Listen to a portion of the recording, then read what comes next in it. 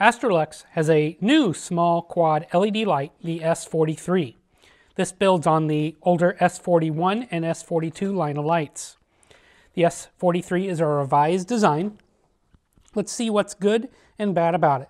Thanks to Ben Good for sending this to me to take a look at today. So the packaging is pretty similar to other Astrolux. It's this cardboard box. You've got this kind of diamond cut in it. On the end, you've got a label showing you which model you have, which LED model you have. I have the Nicia model, as you can see here. Here is what you get in the box. The flashlight goes here. You do get an 18350 tube. Inside this bag, you get quite a few little extras. You get the lanyard, a couple extra O-rings, and a pocket clip, as well as a tactical spike here. You also get a manual here, and this is a pretty decent manual. It does include a runtime graph, which not a lot of flashlights have, and you get some operating instructions. So taking a look at the light itself, we can see the head has a non-removable crenulated bezel here. Nothing real fancy. Underneath it has a small quad optic, as you can see, similar to the S41 that I will slide in there. Kind of similar optics. Below that has the button here that does grow green. Around that you have this kind of bronze and copper colored retainer ring. Opposite that you have the USB charging port. It's micro USB. One thing to note about this port is it does fit in there pretty well, but when I'm working the light with my thumb on the button there, I find this little tab kind of gets in the way. It's not so much that it comes undone, but if it was me, I'd probably just cut this just ever so slightly so it's flush with the body of the light. The body tube here is fairly smooth. There's no knurling. The pocket clip goes on the back here or the front. My preference personally would be the back here because that allows the light to carry pretty deeply. The battery tubes are fairly similar to the MSR D4, as you can see here, but they're different diameter and they're not interchangeable. I really like that it comes with an 18350 body tube here. It's not an extra buy like it is on the MSR or like it was on the Astrolux S41. The tubes look like they're reversible, but they're not. There's one edge, there's one of them that's got a little bit more threading in here, and that one goes to the head of the light. You can see we've got some cuts for heat dissipation here. They're not real deep, but that doesn't seem to really matter. Threads are Acme cut, pretty fine threaded in there with an O-ring in each side. Only the tail has a spring, the head doesn't here, and that can cause a little bit of an issue when I reassemble it here. So we can see the light's on, and if I just drop it a little bit, it goes off, and that's kind of a problem with this light because it doesn't come back on. I've had other lights that lose contact, but you do that and they come back on, and I think that's okay.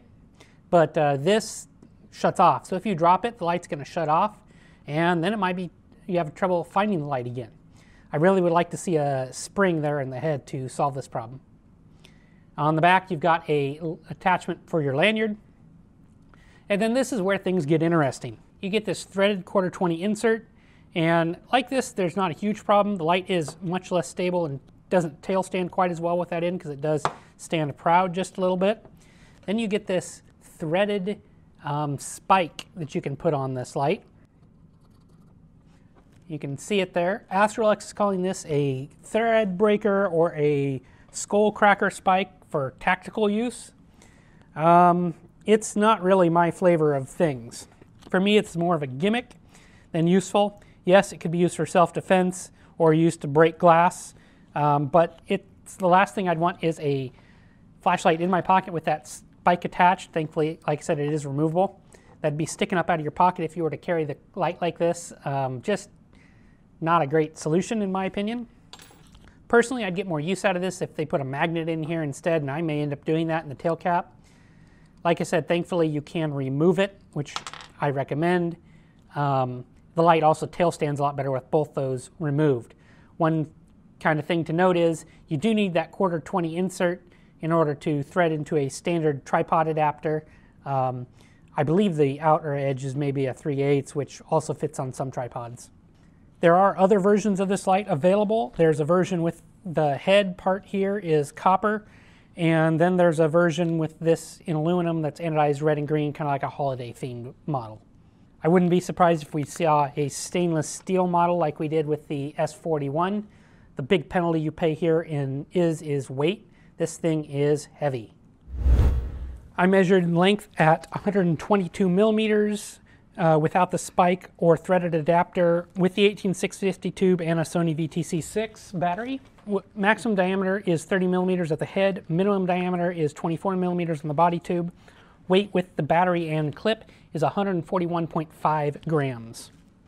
And if I put it up here on the dollar bill, you can see it's fairly standard for an 18650 light, probably a little bit long on average. I mean, here's the MSR D4. The only difference between the MSR D4 and this, they're both running the same quad emitters.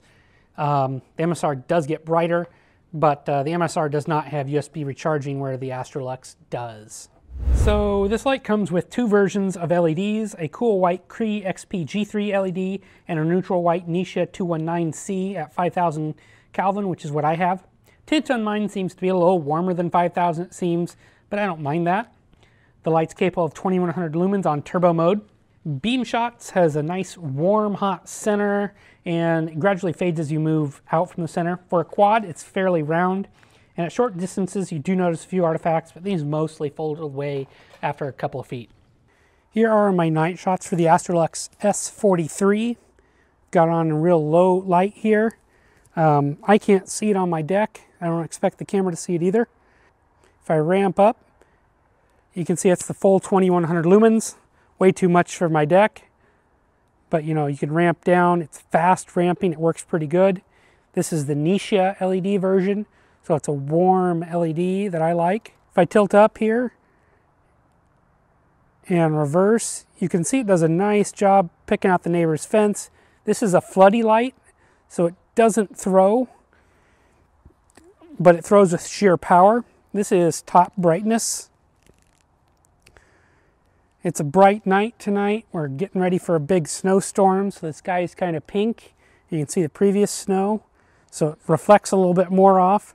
But this is a really quite a amount of light for such a small light. Here is the Astrolux S41, my previous model in stainless steel. It's got a cooler LED tint to it. If I compare it to the S43, you can tell a little bit of difference in the brightness there. This is about 1600 lumens, and that's the 2100. 1600 or so, and 2100. I think for this, the S43 is my preferred light out of these two. And it comes in copper and it comes in aluminum as well. So nice light. The head does heat up, but the thermal regulation in it is decent. So the S43's runtime and heat dissipation is a little bit disappointing in my opinion. It's roughly what I'd expect from a smaller diameter quad Nisha light.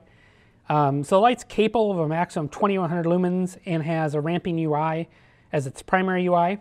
I did my testing with a Sony VTC6 battery, and in turbo the light ran for just over 1 minute before starting to step down.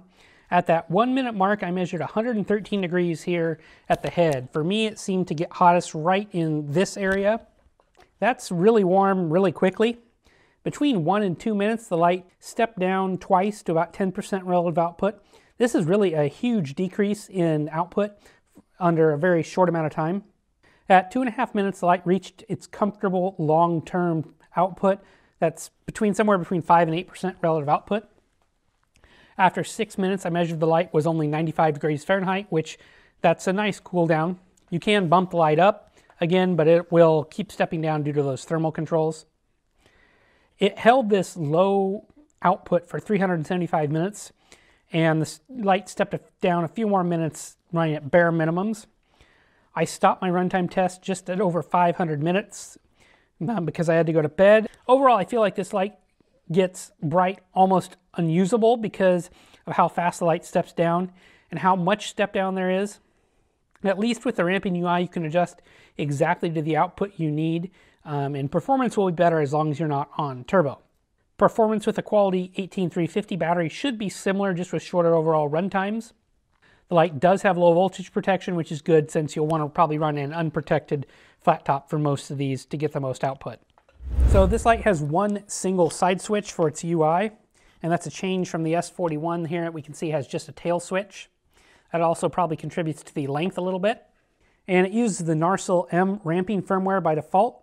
And I like how there is the ramping modes enabled by default. There's a step mode if you prefer. For my testing, I left it in the default ramping mode since that's really my preference.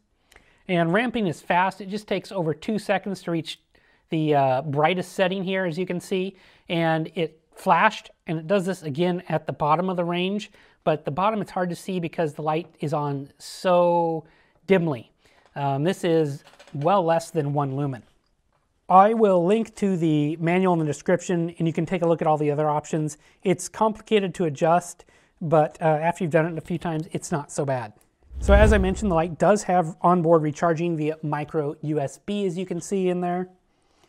I measured the speed at 0.72 amps, and this resulted in my 3000 milliamp hour Sony VTC6 taking 5 hours and 2 minutes to charge to completely full. That's a little bit slow for an 18650, but a very safe speed if you're using an 18350, which this light's also capable of. So I understand why they did that. So the pros for me is I like how it comes with an 18350 tube and a pocket clip for the price. Those used to be add-on items on the S41 and S42. I like that it has the ability to have a Nisha LED for that nice, warm, neutral white. And Astrolux M firmware is a great choice. The ramping UI, it's got a lot of options to configure it if you like. It's just about perfect. For me, the light has a couple of cons. The step down from turbo are large, and the light gets beyond warm. It just, it's too much too fast. If the back of the light is dropped, say you dropped it out of your hand and it breaks connection, the light turns off and doesn't come back on. You've got to press the button again. USB charging is nice if you like that type of thing. And another con would be the pretty smooth body. My conclusion is, for the price, this is one of the least expensive quad LED lights you can get usually with coupons. For the size, it puts out a lot of light, but at least in the S43, the step down from turbo is too much too quickly, and it gets really hot. Because of that, I'm going to say turbo is more of a momentary because it lasts just a minute. I wish it had a bit more grip and didn't lose connection anytime it was dropped. And if it was dropped hard, it needs to come back on automatically if it was already on, so that you can find the light again. It also doesn't make sense with that tactical spike. If you're supposed to actually use this as a defensive weapon or something, you want the light to remain on. Oftentimes there are decent sales for the Astrolux S43, and if I have any discounts, I'll make sure to put them in the description below so you can get a great price if you're interested. Make sure to run this light with high quality, high discharge batteries as well.